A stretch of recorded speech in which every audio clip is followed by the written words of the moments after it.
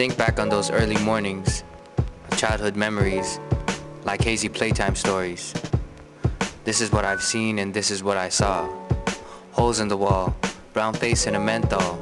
6'1", he stood tall for a Filipino man. I kept my back straight so by him I could stand. Rough skin like a basketball were his hands. Scarred and long, they had their own plans. Putang ina, his favorite short prayer.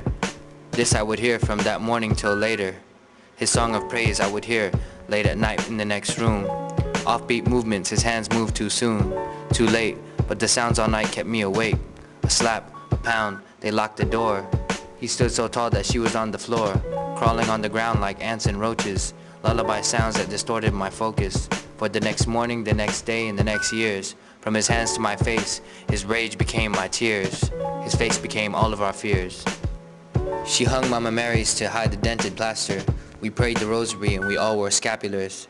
He was still at work, so we said some our fathers, hoping tonight tough love would come softer. His car pulled up and he came down the hall, smelling like cigarettes and after-work alcohol. His greeting in Tagalog was much too fast, racing with my fear so I couldn't understand. And all I could do was watch his hands. All I could do was watch his hands. They shattered all of her mask that he forced her to wear. He told me she takes too long in the mirror fixing her hair. Her face is still ugly, so why should she care? I kept my response in my heart and in my head. I figured I'd let it come out when he wasn't around instead.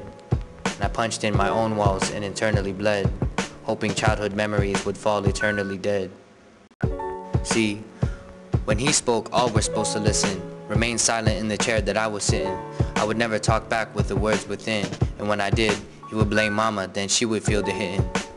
Once again, I see the evidence the morning after. Religious images with the backdrop of cracked plaster.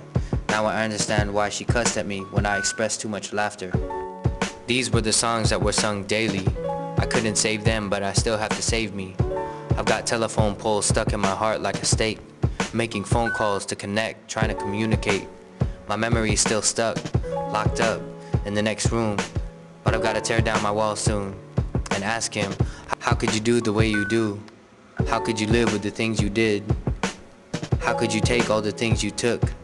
Look, I still give thanks for the things we had, but in my memory, I see you as my enemy and not my dad.